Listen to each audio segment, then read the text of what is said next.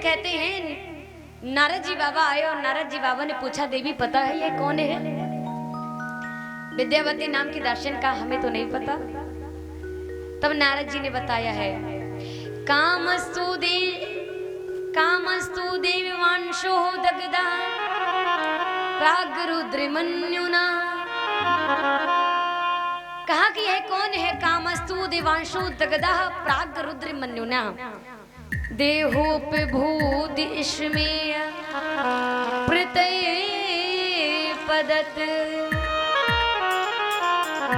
यह कामस्तु देवांशो दग्धः प्रागरुद्रमन्युना। यह कौन है जो प्रद्युम्न के रूप में आपके सामने जो है? यह कामस्तु देवांशो दग्धः, यह कामदेव हैं जो आपके पास में बालक बन करके आए हैं। याद करो भगवान शंकर जी की तपस्या को भंग करने के लिए देवताओं ने कामदेव को भेजा कि तुम ही जाकर के भगवान शिव की तपस्या को भंग कर सकते हो। तो एक बार कामदेव भगवान शंकर जी की तपस्या को भंग करने के लिए जब आया तो भगवान शंकर जी के सामने आकर के आज अपना वह काम का प्रभाव दिखाने लगा।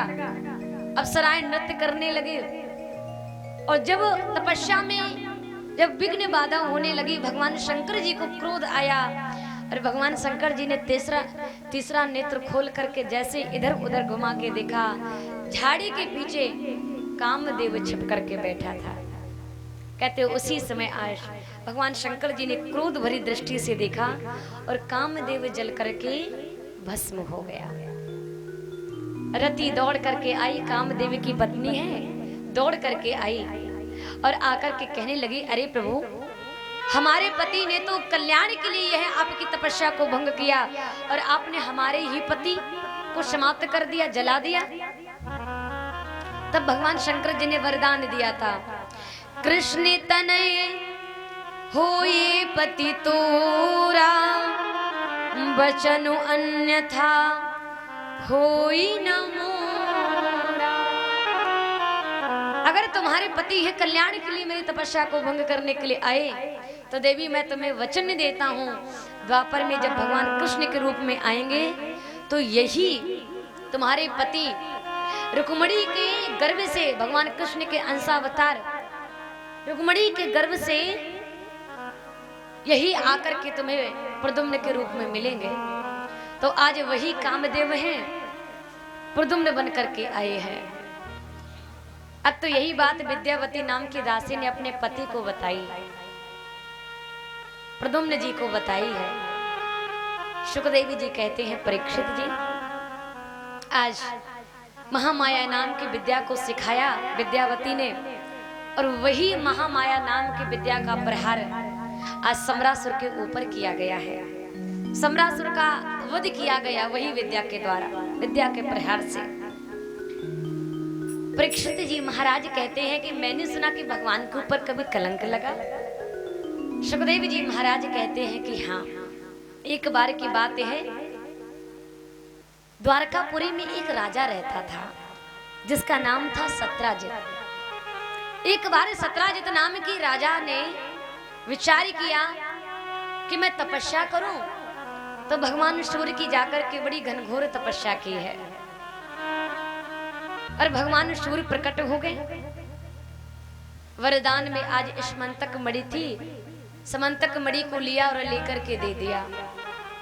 अब उस मणि का इतना प्रकाश है कि जिस समय सत्राजित नाम का राजा वह मणि को गले में धारण करके आ रहा है द्वारका, तो द्वारका में ऐसा लग रहा है जैसे भगवान सूर्य आज चले आ रहे हैं।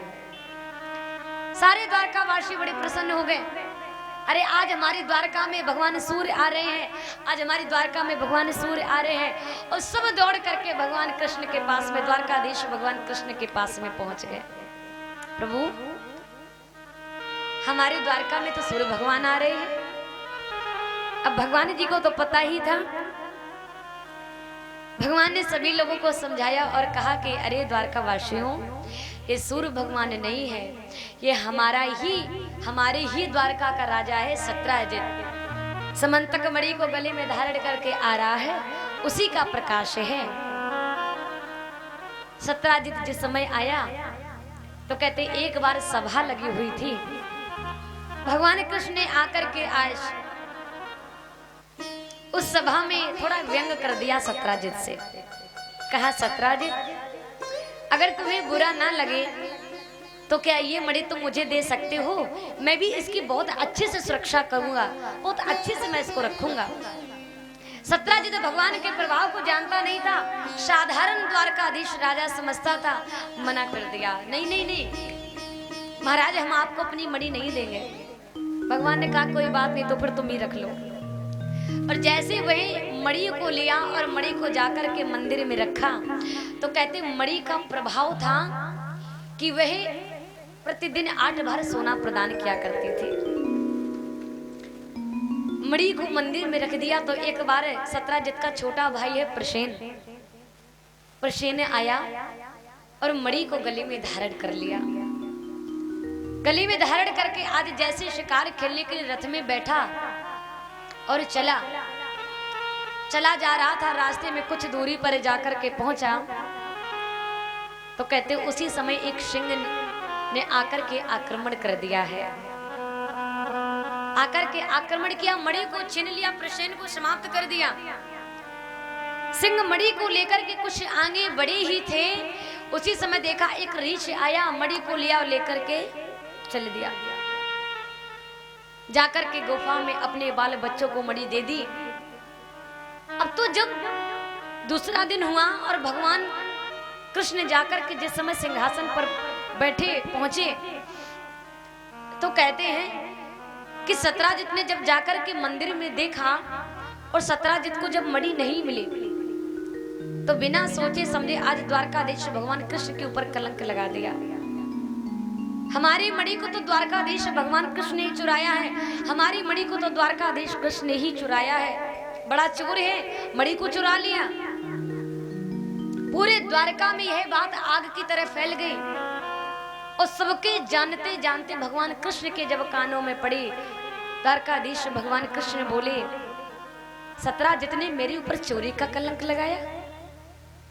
देखिए ये द्वापर की बात है, द्वापर में भी भगवान को कलंक लगने से कोई रोक नहीं पाया, द्वापर में भी भगवान के ऊपर कलंक लग गया। तो ये तो द्वापर की कथा चल रही है। अब ये तो त्रेता, ये तो महाराज कलयुग चल रहा है। लेकिन कलंक किसी प्रकार का हो, भगवान से एक ही प्रार्थना करें। काजल की जो काजल होता है ना, काजल की कालिमा तो छुटाई जा सकती है, लेकिन जीवन में कलंक रूपी जो काजल होता है ना, उसको कोई छुटा नहीं पाता है। कैसे भी करके कलंक लगे ही ना जीवन में, हमारे दामन में ऐसा कोई दाग ना लगे, इसका प्रयास करते रहना चाहिए किसी भी प्रकार का। क्योंकि व्यक्ति समाज में जीता तो है पर वह बात नहीं रह जाती है, वह शोभा नहीं रह जाती है, वह जीवन नहीं रह जाता है, वह सिद्धांत नहीं रह जाता है, व्यक्तित्व नहीं रह जाता है। सुखदेव जी कहते भगवान के ऊपर कलंक लगा तो भगवान ने कहा जब तक मैं उस मणि को लाकर के नहीं दे दूंगा, जब तक यह मैं कलंक को नहीं छुटा दूंगा, तब तक तो मैं किसी से बात भी नहीं करूंगा। भगवान जी मणि की खोज करने के लिए आज निकल पड़े। रथ में बैठे प्रभु मणि की खोज करने के लिए निकले हैं, बड़े दुखी हैं। कुछ दूरी पर जाकर के प्रभु पहुंचे तो देखा कि प्रसेन मरे हुए पड़े हैं। भगवान जी जाते हैं, रथ से नीचे उतरे और जैसे ही जाकर के प्रसेन के शरीर में देखा तो क्या देखा, महाराज मणि नहीं मिले। फिर कुछ आगे बढ़े, रथ में बैठे, देखा कि एक सिंह मरा हुआ पड़ा है, शेर मरा हुआ पड़ा है, उसके शरीर में देखा तो वहां पर भी मणि नहीं मिले।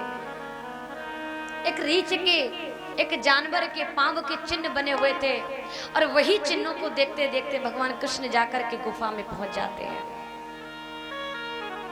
बालक वह मणि को लेकर के खेल रहे थे। भगवान जी जैसे ही जाकर के अंदर पहुंचे हैं, जैसे ही प्रभु जाकर के अंदर पहुंचे, बालकों से जैसे ही मणि को छीना, बालकों ने रोना शुरू कर दिया। गुफा में रहते थे भगवान के बड़े परम भक्त, जिनका नाम था जामवंती जी। जामवंती जी महाराज ने जैसे ही अपने बच्चों की आवाज को सुना तो जामवंती जी बाहर निकल के आए और आकर के भगवान को ना पहचान पाए, भगवान की शक्तियों को ना जान पाए और भगवान से युद्ध करना प्रारंभ कर दिया।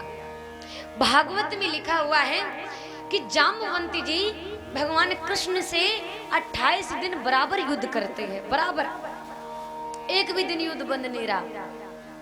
उसका कारण क्या है? बहुत सारे कारण हैं, लेकिन एक विशेष कारण है।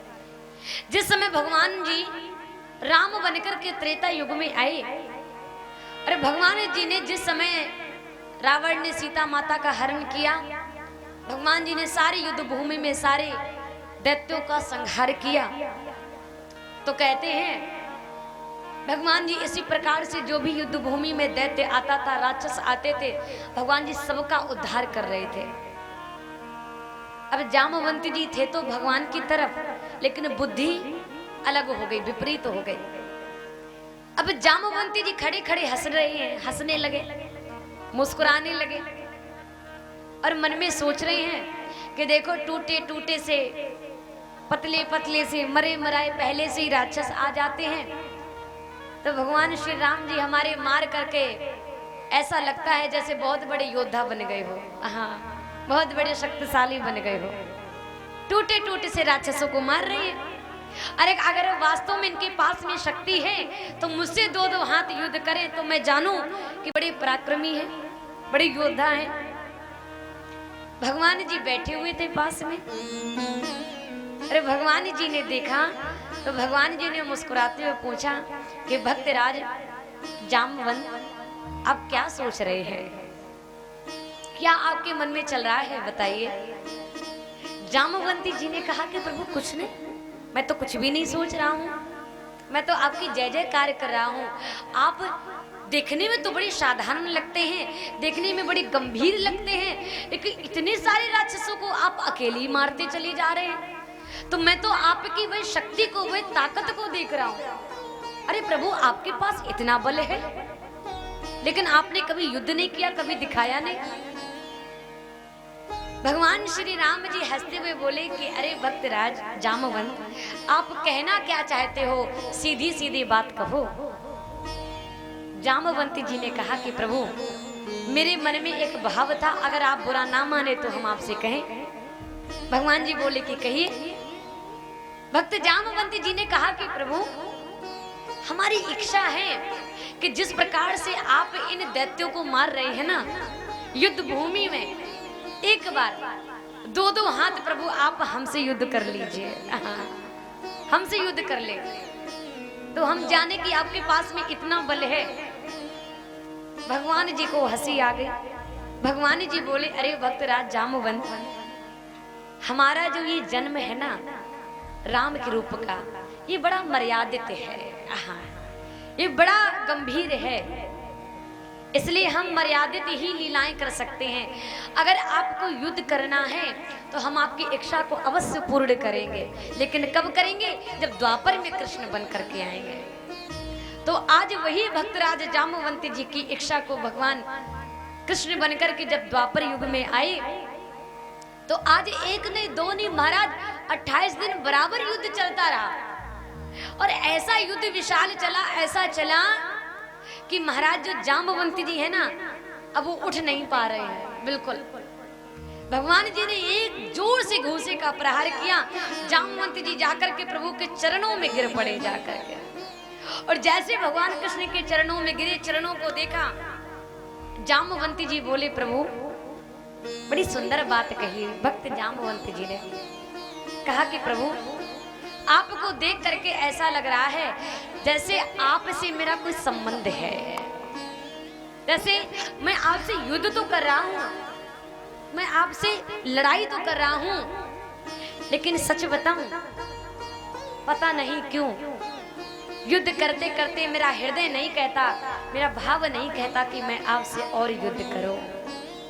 ऐसा लग रहा जैसे आपसे मेरा कोई संबंध बना हुआ है। और जैसे प्रभु के कोमल कोमल चरणों को देखा, जामवंती जी बोले कि प्रभु ये चरण तो हमारे प्रभु के हैं, हमारे श्री राम के चरण हैं। इतने कोमल हमारे प्रभु श्री राम के चरण हैं। हे प्रभु, यदि आप हमारे श्री राम हैं, यदि आप हमारे दीन बंधु हैं, तो आपसे मेरी ये प्रार्थना है, आप मुझे मेरे श्री राम के रूप का दर्शन करा दीजिए। है करामात क्या इनके चरणों की रज में, ये जाकर के गौतम की नारी से पूछो। है करामात क्या इनके चरणों की रज में, ये जाकर के गौतम की नारी से पूछो।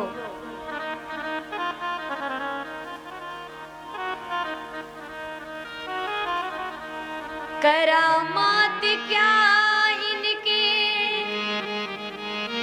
कि चरण